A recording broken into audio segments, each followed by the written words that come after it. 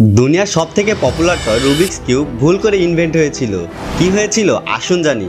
সাল 1974 art Rubik নামের একজন আর্কিটেকচার প্রফেসর তার স্টুডেন্টদের 3D কনসেপ্ট শেখানোর উদ্দেশ্যে একটি কিউব শেপ টুল তৈরি করে, যার মাধ্যমে সে তার স্টুডেন্টদের শেখাতে চেয়েছিল কিভাবে একটি স্ট্রাকচার না ভেঙেই এর সিঙ্গেল পার্ট মুভ করানো যেতে পারে। জিনিস তখনই ইন্টারেস্টিং হয়ে ওঠে যখন সে বুঝতে পারে যে কিউবকে একবার টুইস্ট করার পর এর অরিজিনাল পজিশনে ফিরিয়ে আনা কতটা চ্যালেঞ্জিং। তার নিজেরই এটি সলভ করতে প্রায় 1 মাস সময় লেগে যায়। এই কিউবের 4.3 লাখ কোটি কোটি কোটি কম্বিনেশন ছিল আর মাত্র একটি সলিউশন ছিল। বেসিক্যালি প্রফেসর পৃথিবীর সব থেকে ইউনিক পাজল তৈরি করে ফেলেছিল।